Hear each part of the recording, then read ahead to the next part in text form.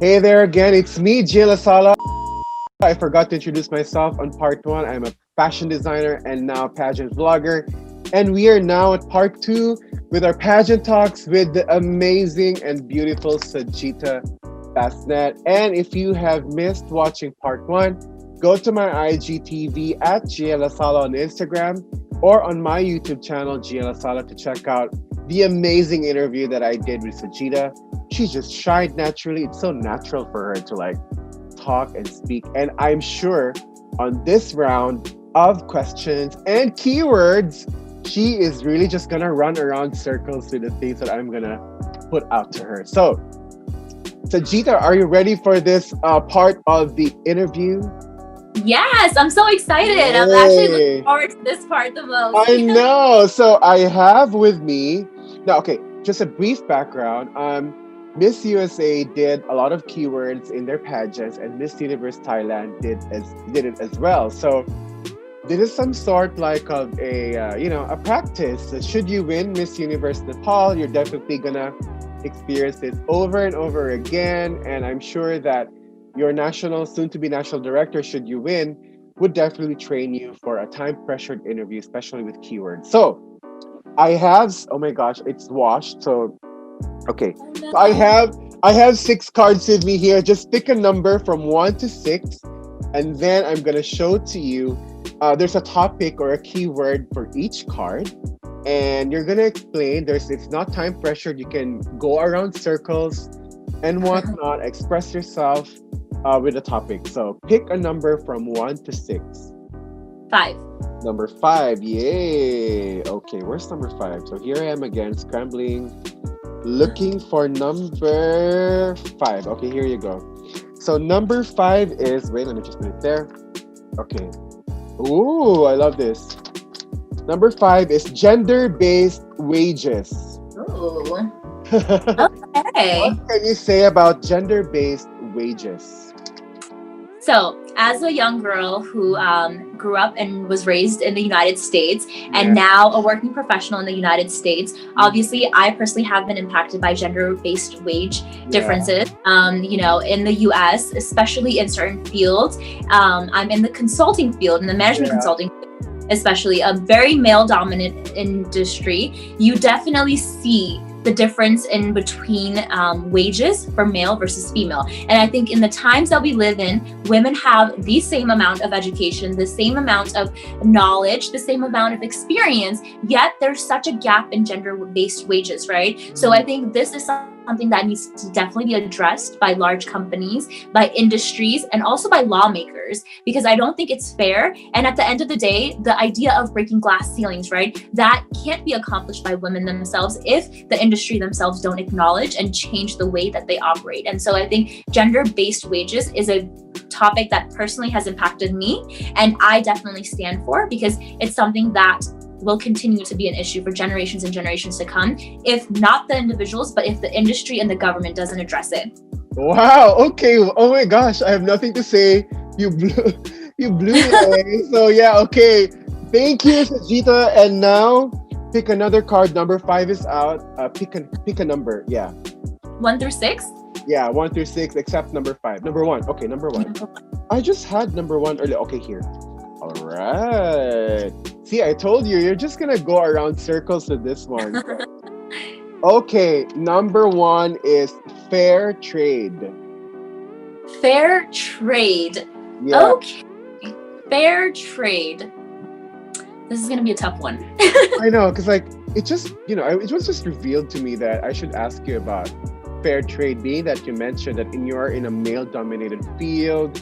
And I'm sure you've seen business practices from different companies and how they deal with suppliers and how they put margins and how they compensate them. So basically speaking, that is fair trade, where there should be compensations should be given accordingly, regardless of where you come from, if you're a native tribe or whatsoever. So yeah, what is your opinion on fair trade?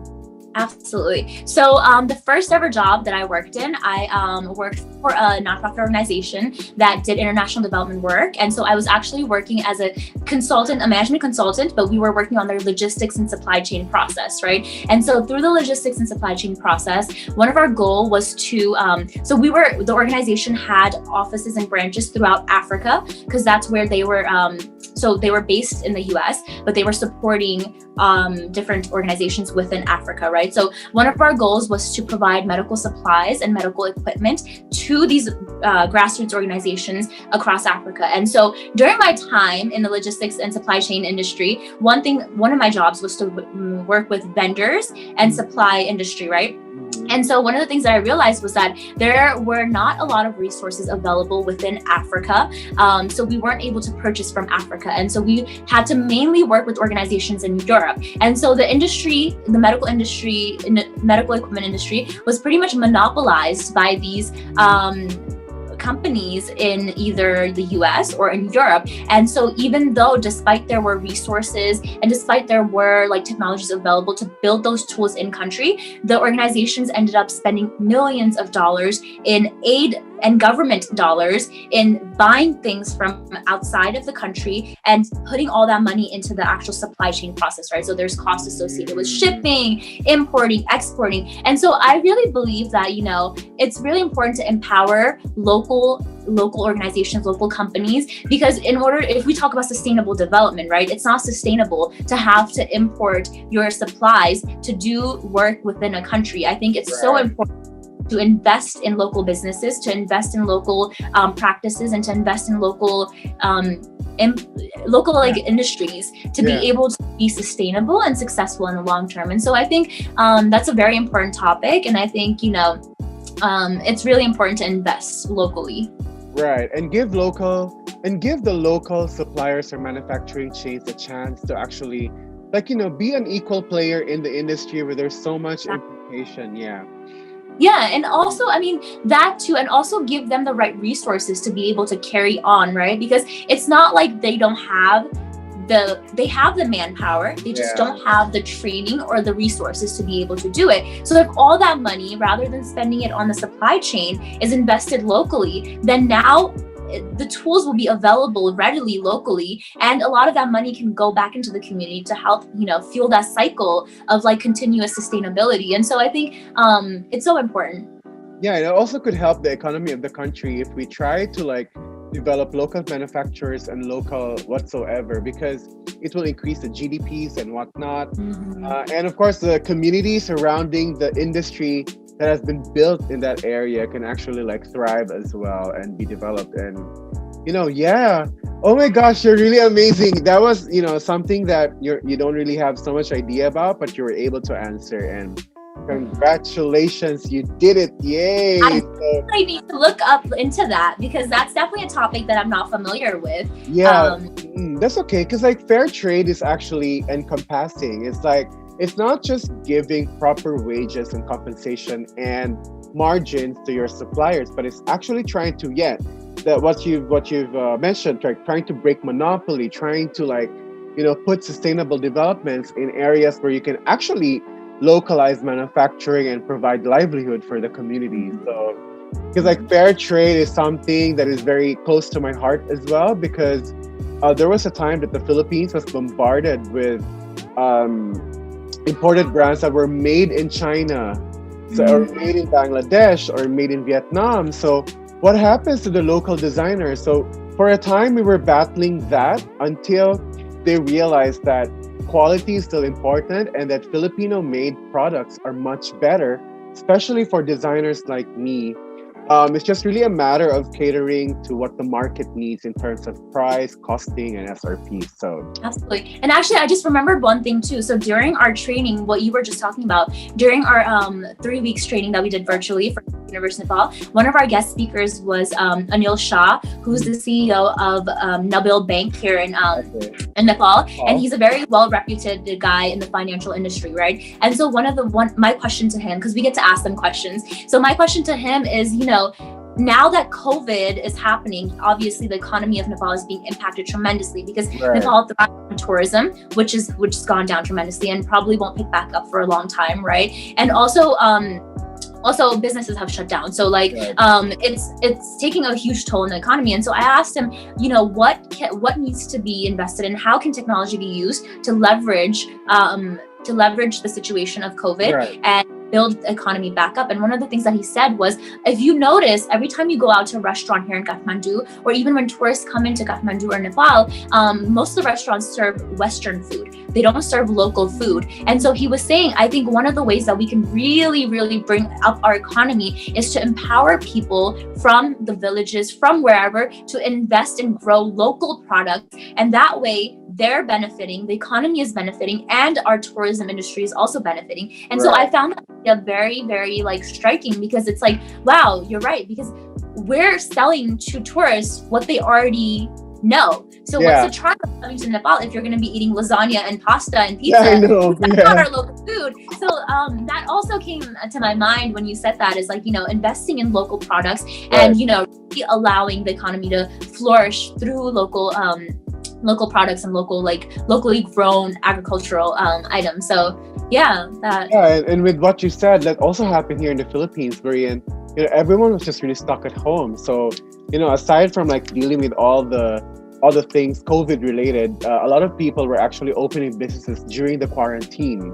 So right there and then, you're actually changing the mindset of people, is that employment is not the one all be all as your resource for money, that you can actually try to earn something from the skill that was given to you by God. Like for me, designing, for others, cooking. And, you know, and we all have, the only good thing about the Philippines is that we are one of the social media capitals of the world. So we can actually access everything, anything online. And for Facebook to have that marketplace, we were able to like access a lot of like food that we haven't known. And then there are small businesses sprouting up like mushrooms. And we were able to sustain ourselves during the pandemic. And I think that's a very beautiful idea also in Nepal. And I'm surprised that, you know, there's not much of a Nepali food like being sold in Nepal to tourists. And even me, what is a Nepal? And okay, just a quick break. What is a Nepali food, by the way? So the traditional Nepali food is, we call it dal bhat, and it's pretty much lentils with rice. And so that's the staple in anything, right? And then you add on to it. Obviously, you have your goat meat, you have your chicken, you have your spinach, you have your different vegetables. But the staple, the base of the dish is dal bhat. I want that. I'm gonna look for that here, Sujita, and let me check that up online. Because like, in my neighborhood, there's a local Pakistani eatery, and I love everything that they're selling. And I'm such a huge fan of their chicken shawarma wrap, and it's their Pakistani version of the shawarma wrap. And I have never tasted a shawarma as authentic as that, because, you know, there are copycats of shawarmas here everywhere, and I really just want to get into the more authentic one. So thank you for sharing. And okay, we're only down to 4 cards. I want you to pick one more. There's number 4, number 3, number 2, and number 6. Let's go with number 6. I knew you were gonna pick that. Okay. Wait, let me just put this down. Okay. Okay. Oh, gender-based violence. Oh wow. Okay, this is a topic that I can go on and on and on about. I know. Okay, so tell me all about it. Tell me your thoughts. So I think, you know, gender-based violence is something that people are afraid to talk about. And just now, obviously, we just had 16 days of campaign against gender-based violence, right? I'm like jet lagged still. It's okay. It doesn't show. Okay, go on. Continue. So I think it's really important to talk about it, because I feel like a lot of, you know, and also there's one misconception that I want to clear up before I go into it. Gender-based violence isn't just something that impacts women, but it impacts men equally, as well as other sexes as well, right? Okay. And other people from the LGBTQIA community as well. And I think that is a misconception that people believe, is that it only impacts women, because when we think of gender-based violence, people automatically assume domestic violence, right? But there's so many other types of violence associated associated with that. And so I think it's a topic that people are afraid to talk about. And I think it's a topic that really needs to be talked about openly, because unless we address it openly, the victims themselves will not feel comfortable talking about it themselves. And so in order to seek support, in order to seek help, and in order to even address the fact that you're a victim of gender-based violence, people need to feel comfortable. And it's our job as citizens of this world and as a citizen of that nation or that community to have those open conversations, to allow people to feel comfortable to come out when they're a victim of gender-based violence. So I think that's a very key takeaway for me with gender-based violence. And I also think that, you know, the government needs to put into place a lot of policies and laws that allow people to seek rehab, because once you've gone through gender-based violence, and if you're a victim of gender-based violence, I do believe that there's a lot of trauma that impacts the way you carry out your life, right? So we also talked about sustainability, right? You can't just assume that because you've extracted that person from a violent situation that they're going to be fine. It's all about, you know, helping them integrate back into society, because you don't know what's going on in their mind, right? So this also plays a big part in mental health. And I think that's something that the government and local communities need to do a better job of, in integrating that into policies, laws. So I think, you know, there's so many facets of gender-based violence that can be talked about, but those two things, you know, one, clearing up the misconception that it's only impacting women, and two, understanding that it's not just simply helping them, but it's about allowing them to have a safe space where they can openly come out about them as being a victim, and also creating sustainable approach to help them get back integrated into the society. So I think, you know, that's kind of where I stand on that topic. Yeah, and I agree with you, because I was molested, you know, when I was a kid, and even men actually also, I agree, even men would actually experience the gender-based violence. And it's really not just like all about, you know, gender-based. I agree that gender-based is not just about women, but also like lesbians being discriminated, gay men being discriminated, and also men being discriminated for being different or for being whatnot. And we are actually battling personalities here, not just genders, because just because you act a certain way or you feel differently than the rest of the world, then you are being discriminated in, or like, let's say your faith expressions, your creativity, you know, you could be discriminated for being different. And instead of discriminating people for them being different, why don't we just, you know, understand that he was just created differently and love them for their differences, right? Exactly. And that's a good point, because there's a huge difference. And I think a lot of the misconception also comes from the lack of knowledge too. And, you know, we all assume a lot of things in life, right? Because it's easy to assume. And there's a big difference between sex and gender, right? And I think sometimes it's kind of thought of as the same thing. And so understanding the difference between sex and gender is so important, to be able to identify that, like, oh, this person is a victim of gender-based violence because of the way this person is acting, because they don't fit the society's expectation that just because his sex is a male, he has to act masculine or he has to act a certain way, right? So I think that's also very important, is that sense of like education and understanding. And, you know, that all comes into play. I think policy plays a big part in that, because that's something that can be learned in school. That's something that can be learned in the workplace. That's something that can be learned just in the community by having, like, you know, maybe flyers or incorporating that into advertisements. Like, you know, there's so many things that can be done.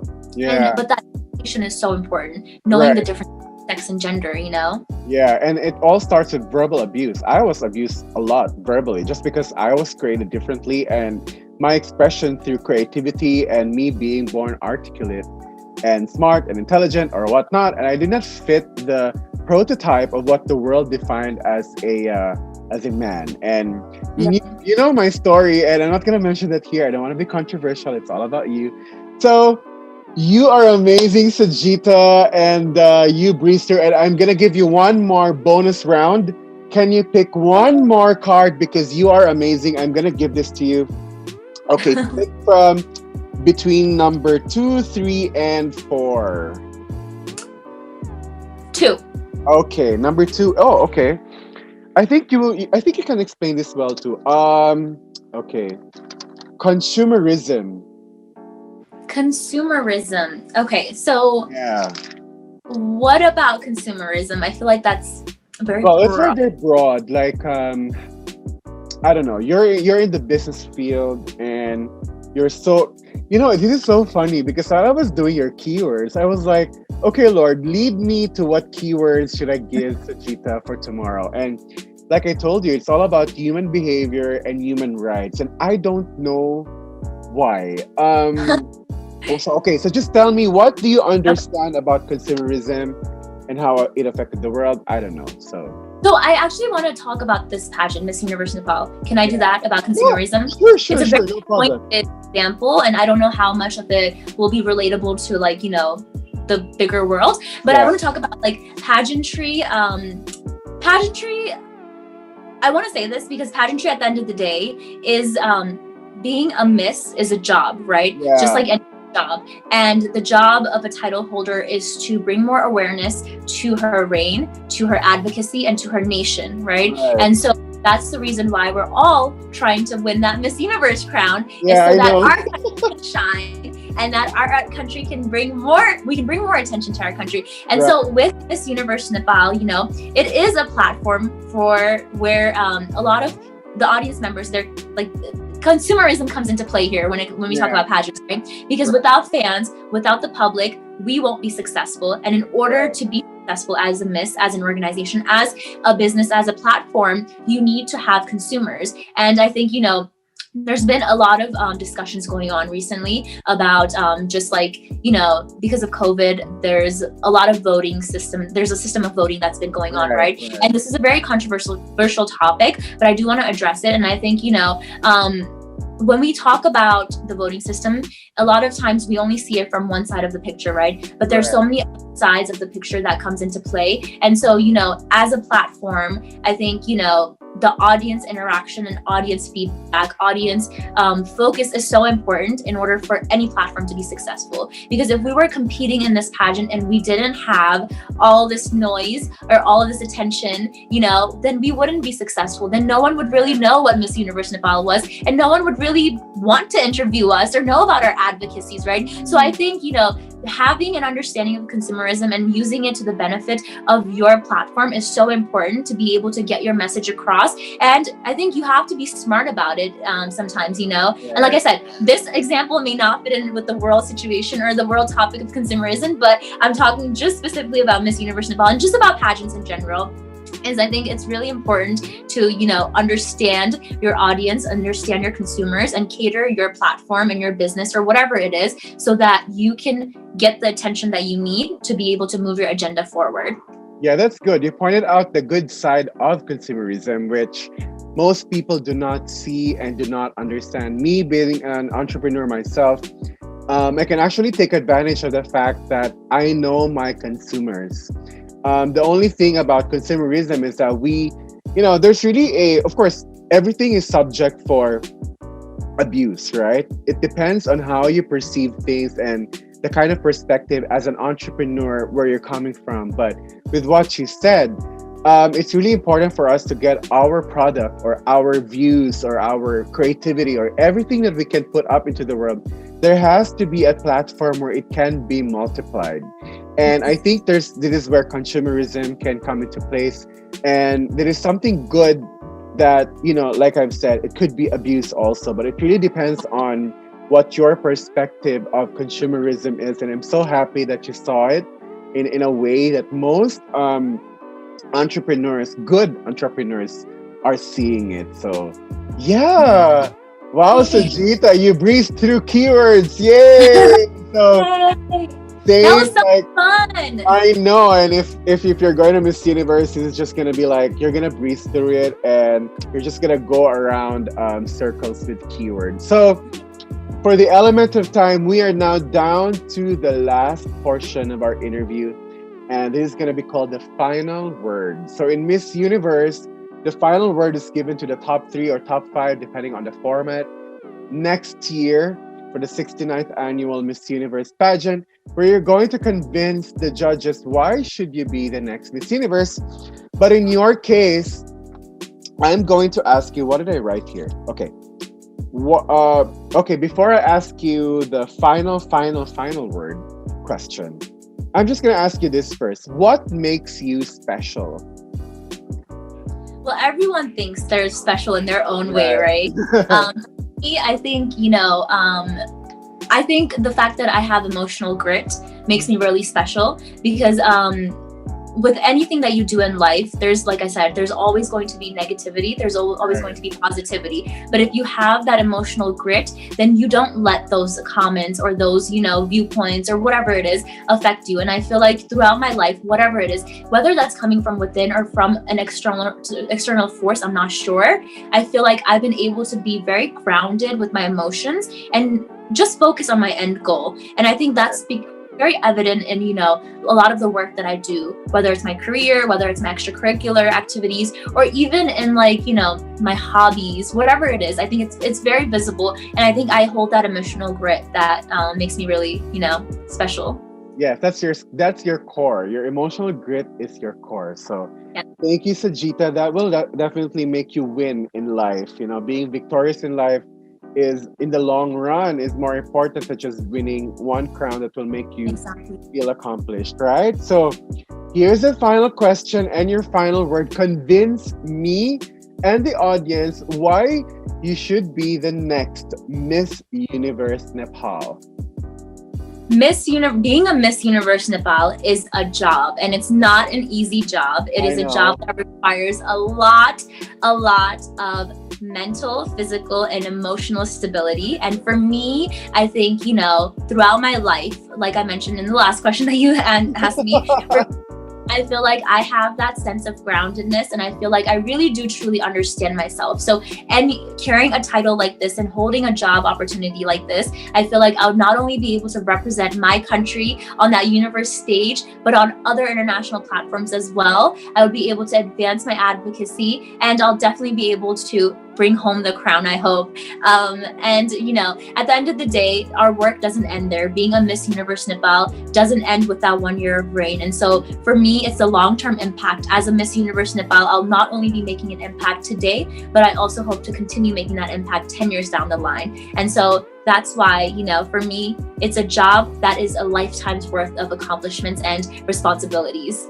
Wow. Okay. So I think you just convinced me and the rest of the judges for sure, and our audience, as to why you should be the next Miss Universe Nepal. Okay. Yay. Sujita, you did so well. So you are aware that I'm in the Philippines, and the Filipinos are just so big on pageants. And I am for sure that you have fans all over my country, not just my country, but all over the world. So before we end, do you have any message or messages or message of love to all the Filipinos who is actually like rooting for you?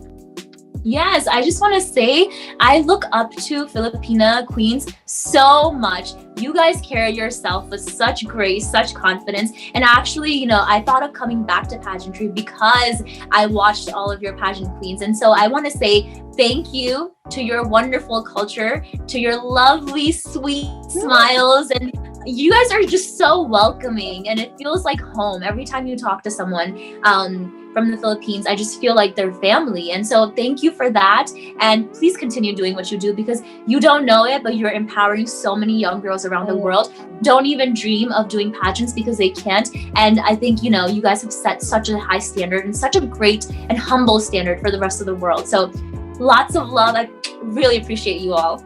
Thank you, Sujita. And coming from the Philippines, we appreciate you also for really, it's not every day that we see empowered women coming out for the rest of the world to see, because there's just a lot of oppression with people who are actually strong-willed and strong-minded people. And we need people like you. We need people like, these women in pageantry. It's not easy to compete at Miss Universe or for any pageantry for that matter, because you're actually putting yourself out there to be scrutinized, to be criticized, and here you are, bold enough to be exposed in the public, and just bearing your heart and soul and making yourself vulnerable for all of these things. And not everyone can do what you do, and for the rest of the girls that I've been talking to for that matter. So Sujita, I just want to bless your heart. May God bless you always. He will definitely be with you.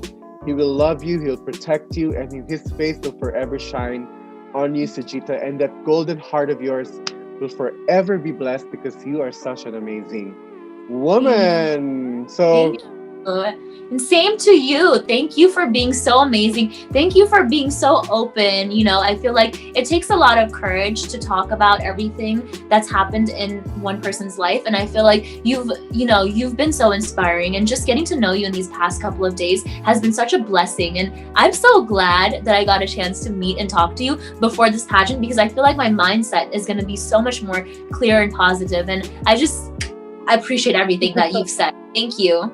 Thank you. And we're going to be friends for life. And I promise you, Sujita, Yes. I'll always be here. And there is a reason, again, like I've said in our previous meeting, that there is a reason why God brought us together, why God gave me you, and why I was placed in this platform. And it is for a reason. And I think that, and I do believe that God will continue to forever use people like you and everyone in this pageantry for his glory. And may you continue to shine in the talents that the Lord has given you, because the world definitely needs to see how wonderful he has created you. So continue to shine, my dear. Okay, so anyway, yeah, there you have it. Sujita Basnet, Miss Universe Nepal finalist, and as of posting, she is on top 18. The day after we did this interview, she's gonna go on a closed door camp, right? A private camp where they will be immersed with everything about pageantry with Nepal, and to prepare them for the finals night, which is going to happen on the 30th of December. And I can't wait. I'm rooting for a lot of you. I'm so sorry if I can't interview everyone, guys, because it's not just Nina and Sujita has been requested for an interview. There's a lot of them. And thank you, Nepali fans. You are so amazing. I'm just new to this thing, Sujita, and I'm receiving all of this love. So again, make sure to check out the advocacy of Sujita and her organization. She needs a lot of help and support. And for partnerships, make sure to check out the Instagram account and make sure to follow her as well, and make sure to communicate with her directly if you want to partner with her advocacy and ministry work there in Nepal. And who knows, she might be affecting a lot of people across the world. So make sure to follow, like, and subscribe to my accounts as well, and to her account again. And see you on the next episode of Pageantry Talks. Wherever the Lord would lead me to, there will be more of this one. So yeah, bye. Bye.